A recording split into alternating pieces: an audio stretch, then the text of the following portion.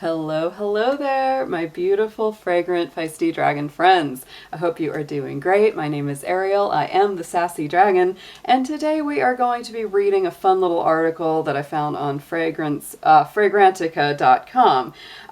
This one was written on October 31st, 2020 by Elena Vosnaki, and the name of this article is Case Study, Aquolina Pink Sugar, or the cotton candy that ate up the world, which I just think is hilarious. It's a great article title. I really enjoyed reading it, so I thought I would share that with you. It is all about pink sugar and a lot of this oversaturated, super sweet gourmand effect. It's certainly not the first gourmand, but it is, as it says, you know, one of these fragrances that just ate up the world with its cotton candy notes. So let's go ahead and dive right in. Take it away, Elena Vosnaki. Here we go. A couple of years back, I was consulted as a perfume expert alongside Michael Edwards, no less, by journalist Wendy Carr writing for Nouveau magazine on the not showing signs of abating trend of gourmand fragrances.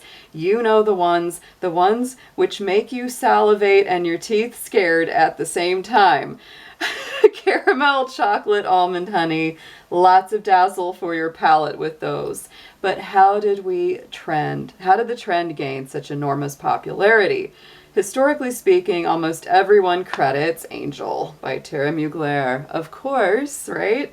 As one of the first to inaugurate the gourmand trend in 1992 with its caramel chocolate chord. I had stated on this score that even though the main ingredient that gives the candy floss note, ethyl maltol, was used in trace amounts in previous perfumes, never before had it entered a composition in such a sweeping way. Many gourmand scents on the market have multiplied the percentage of sweet praline-like ingredients by the bucket load and appear heavily sweet but not dark. The sweet effect in La Vie Belle, haha, by Lancôme, for instance, is like Godzilla taking over Manhattan. It is certainly unabashed, containing a staggering 4% ethyl maltol compared to the 0.1% in Angel. Wow, guys. Okay, so that's just telling you how sweet they truly are. As I previously explained in my other case study on La Vie Belle, which we may read that article as well, that would probably be an interesting one too. It's a huge difference in the sweet overload one can bear. How did this escalate so quickly? Angel didn't catch on so quickly. It took several years. And I'll tell you guys, just as my personal note on this, when I first smelled Angel as a teenager in the 90s, I did not like it. I was not into that patchouli heavy, super sweet chocolatey thing. It just, I liked fresh, aquatic scents when I was, like a young teen. And so this one just did not hit when it was brand new. So Angel didn't catch on so quickly. It took several years as it launched amidst the trend, here we go, of watery, diaphanous, ozonic, and aqueous fragrance, which had championed a new purity after the decade of carnality and excess in the 1980s. And that's very true. I was very into those watery, ozonic scents, just like she said, because that was the big trend. The cotton candy note was so intense that the perfumers had to enhance the natural patchouli to an unforeseen percentage in the formula to balance it out. As Mark Buxton explained in an older interview, when I trained, one of the products I fell in love with was ethyl maltol. It is the product you need to make Angel. It is the sugar note. And all my first fragrances had ethyl maltol. Everyone said to me, you have this sugar note in there, very sweet. It doesn't work. It's kitsch. It's Bonbon, which I gotta throw in a shout out to Bonbon here right there, because boy, talk about a sweet Victor and Roll fragrance right there. Perfume is luxe, and this is a gadget. Forget it. Because initially no one liked ethyl maltol, and eventually I stopped working with it. Until the right time, the right moment, Olivier Cresp made Angel, and bam. Since then, every fragrance has ethyl maltol. It was one of the first to overdose it that much, but it was in the brief, apparently. Mugler wanted something to remind him of childhood, with Barba Papa, stuff like that. But then, the accord that Olivia made, of course, that was original. The story of ethyl maltol goes back several decades, actually. As our Matt writes, in 1861, a specific compound was extracted from larch bark. Back then it was called laxyrinic acid. And in 1894, it was identified by a group of Munich chemists. They named it maltol. Later, it was confirmed that maltol plays a significant role in the aroma of fresh bread, coffee, roasted hickory, and some conifers. In its pure form, maltol has a caramel scent with fruity nuances of jam. At the beginning of the 1940s, maltol was produced on an industrial scale, but it was the flavor industry, of course, that first took an interest in the compound, since it turned out to be very useful in the reconstruction of a variety of flavors, from soups and ketchup to all kinds of confectionery. Maltol has been produced under different trademarks, like, for example, Corpse Praline. In 1962, Pfizer trademarked the name Veltol. Maltol was then obtained from kojic acid. In the late 60s, Pfizer introduced a new product, Veltol Plus, replacing the methyl substituent with ethyl in the maltol molecule by replacing formaldehyde with acetylide during one of the synthesis steps. They reached a substance that smelled 4 times more intense, the same cotton candy, but with a more pronounced fruity strawberry aspect and less burnt. Ethyl maltol can rightfully be called a synthetic ingredient. It has not yet been found in nature. Pfizer has patented its Veltol Plus and methods of its synthesis in more than 20 countries. It was at the end of the 1990s when Hypnotic Poison, 1998, opened the way for Angel to truly become mainstream.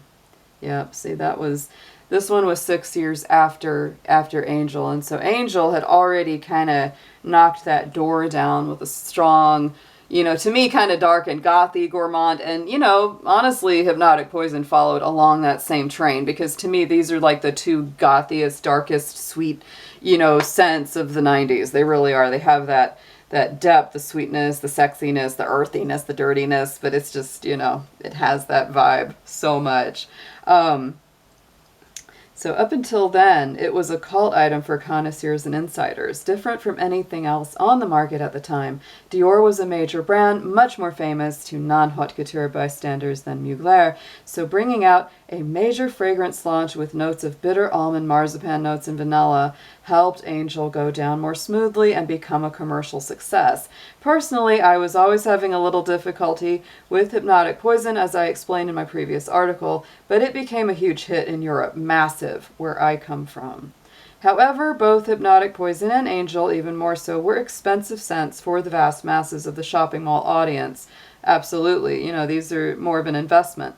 It was yet another sweet gourmand fragrance that relied on ethyl maltol, the infamous cotton candy note, candy floss for those in the UK, namely Aquolina's Pink Sugar in 2003, dun dun dun, that made the cord mega popular. It was cheerful and chirpingly cheap. It was bound to set the world ablaze. So there you go. Here comes this big, big sweet fragrance that these other two more expensive fragrances that kind of already paved the way in the 90s, and then here it comes. It's at a better price point, but it's still super sweet, and everyone's like, yes. To wit, just look at the reviews of Pink Sugar on our database. There are currently 51 member reviews. It's approachable, and it can be obtained by teenagers who flock to it, but also older women can feel uninhibited sharing it with them. As Beth writes, Pink Sugar Original by Aquolina has a very strong cotton candy note upon application, but soon other candy type notes join the fray, such as licorice, caramel. There's another note that makes me feel like they were going for a toasted marshmallow. It doesn't lose much of its sweetness over the course of the dry down, although it does melt more into the skin, creating a warmer smell like a vanilla sugar in the sunshine. There is also something slightly plasticky and fake about its extreme sugariness. For all of that, though, it still fits a need. As I've said before, sometimes a girl just wants to smell super sweet like a yummy pink confection. Beyond that, it does smell more like a fragrance my 14-year-old daughter would spray with abandon than her cough-year-old mother. And, oh yeah, I mean, you smell this thing and it is sweet, sweet, sweet, sweet. My mom, who is 82, actually really loves the pink sugar. It smells really good on her, and she loves licorice. So the licorice note, you know, is a really nice fit for her. I think it does have a strong licorice in it, but it has, like this gal said, it has a little bit of everything. It has that burnt sugar, it has the cotton candy to me, it has the berries, the fruits, just all of it. And it is funny. It's like, this is not something I like to wear much, but I have a bottle of it because, yeah, it's insanely cheap. You can get this for a very low price, like on Fragrance Net or somewhere. And it's just one of those that sometimes maybe you just want to spray a burst of it into your room because you just want that little sugar rush. Here we go. Back to the article. Ariana Grande says it up front, sweet like candy. Even men's scents are not immune from this trend. Contemporary fragrances aimed at men have been succumbing to the sugary trend as well, as almost every second masculine fragrance can be designated as a gourmand fougere with an amount of ethyl maltol comparable to the content of this material in Angel. After all, Mugler and the Clarins group very quickly zoomed in on this new trend when they created Amen. Contrary to fruity florals, with the emphasis on fruity, gourmands were not solely imposed by the industry. Fruity scents scandalously became mainstream through a top-to-down imposition by the industry, namely Anne Gottlieb, working for Bath & Body Works, and admitting in an old interview that consumers were quite negative about fine fragrances containing these cheaper notes found in food and drinks. But we persevered, and soon everyone was asking for them, she stated. Gourmand scents evolved more organically, nevertheless, because they have something very potent about them explaining their popularity. They're warm, sexy, they appeal to every generation, and can be beautifully nostalgic, as well as represent a daily indulgence. Although food is everywhere and quite glamorized in the Western world, very few people actually indulge without feeling bad about doing so. Cotton candy is a note which perfectly captures the childhood innocence that allays our guilt over calories and additives. Pink sugar has definitely exploited this phenomenon with not only its intensely cotton candy-ish note, but also with its strawberry syrup chord. It's like a round swirly lollipop with coolish red stripes amid the white, or a plate of bread with strawberry jam on top. It's childlike and fun, and that's what I would definitely say about pink sugar. It is not a fragrance that is serious at all. This is a fun, youthful, you know, super sweet sugar rush, right? That's really what it is. After Aquolina's hit, a massive row of fragrances relying on that came forth. Caroline Herrera's 212 Sexy, Kylie Minogue's Sweet Darling, Blue Sugar for Men by Aquolina, Avon's Sugar Fun, Guerlain La Petite Robe Noire Intense, Mr. Gloss Made Me Dolt, Deliria by L'Artisan Parfumeur, Up to Sundays by Byredo, Candy, which I also have sitting here, Candy by Prada, fuses both the cotton candy note and the rich scent of benzoin. To me, Candy is more caramel than cotton candy, personally. That's how I feel. I think it has a very strong, like, caramel, benzoin, musk, some vanilla in the dry down. I actually like this quite a bit. I like it as a sweet scent. Some people say it's too sweet, but compared to pink sugar, this one is not very sweet at all compared to pink sugar. It has a really nice balance out of the benzoin and the musk, so it keeps it from being overly syrupy and over the top. I think it's actually quite a nice scent. I really enjoy Prada Candy. Valentino Uomo has a lace of leather and chocolate to darken it, and we would be punishable by the laws of the non-ignoramus brigade if we forgot the major hits of course, La Nuit Trésor, as we've just talked about that one and the difference between the reformulation and the original, and also YSL, of course, Black Opium, which was a super, super sugar bomb, is advertised the same way that Hypnotic Poison was in the cusp of the millennium. Yes, as a dangerous, seductive fragrance. Only the load has been lightened considerably since then in the axis of the sugar quota. Perish a thought for the hybrid of taking the notion of opium and putting it in the same sentence of a scent redolent of candies and burnt sugar. Opium for the masses. Oh, wait. Of course, the use of maltol and ethyl maltol is not limited to gourmand compositions, as in reasonable quantities these ingredients are added to floral, fruity, and even woody, especially coniferous balsamic fragrances. Nowadays, the pendulum has swung with a twist on the overly syrupy, as consumers have sidestepped a bit in favor of a slightly more grown-up factor in their teenager lollipops. The salty sweet trend reflects the desire to marry the crowd-pleasing sweet edible gourmand genre with something that cuts through the tooth-decaying effect, in this case salt. This also has the added benefit of recalling high-end chocolate with salt sprinkled on it, a decadent connoisseur experience reserved for posh brands. It remains to be seen whether cotton candy's popularity will abide throughout the years. Still, we're watching out for the newer twist with the seasoned eye of the perfume file. We'll keep you posted. Great little article by Elena Vosnaki. That was super fun. I think I'll look up some more stuff by her, and I will post the link to that article in the comment section on this video. But this is a very fun little dive into the world of the super sweet.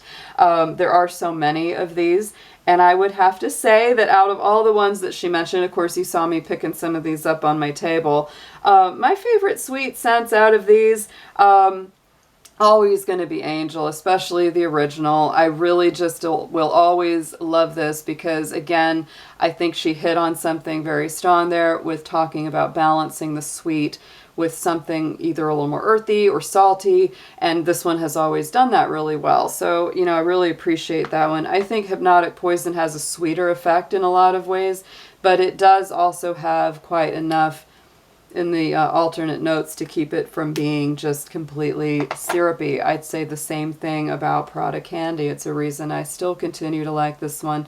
A reason I really love this is because to me it doesn't come on too strong. Some people might have a different body chemistry and say that Prada Candy is too strong on them, but for me, I really like this one. It's one that, you know, I can just spray once or twice if I just want a very light fragrance, and it's not going to knock people over in the room, you know, if I put it on and run out the door. So this one is very nice. It's sweet. It's soft. It has that musky dry down that keeps it from being too syrupy for me. You know, but to me, it's like, you know, somebody just sent me this bottle of La Vie Belle, and I'm not sure if I'm going to keep it or not, because it's really sweet, guys. This is a fragrance that it's kind of like, it's a total love to hate. I would love to love La Vie Belle, but it is always been a little jarring with my chemistry. It is just, whew, it's that pear. It's the pear. It is just so sweet, so syrupy on me, that even though I find it to be actually a pretty fragrance, right? You know, a lot of people hate it because it's so, you know, it got so hugely popular when it first came out, and everybody and their sister was wearing it, and maybe still is a little bit in some places in the world, but you know, it's not a bad fragrance by any means. It has a very pleasant scent, but on me, wow, it just ends up getting really cloying. I do love Victor and Rolf Bon Bon. I absolutely think it's so pretty. But again, it is firmly in that super sweet camp. It is not something I crave to wear all the time, but you know, when I'm in that mood, this is gorgeous. It's caramel, peach, you know, candy deliciousness, and I do love it. Those are probably, you know, what I would say is my favorites, but I would probably pick Angel, Hypnotic Poison, and Prada Candy out of the super sweets that she mentioned in this, simply because they do have enough balance in them to keep them from being just cloyingly sweet or overwhelming. But tell me what your favorite super sweet fragrances are down below in the comments. Are there any that you would love me to try, or maybe I haven't reviewed yet here on the channel? And I really look forward to seeing what you say. I always appreciate everyone being here. Your time is valuable, and I really do appreciate that you choose to spend some of it with me chatting about fragrance. So take care, y'all, and I will be seeing you soon in the next video.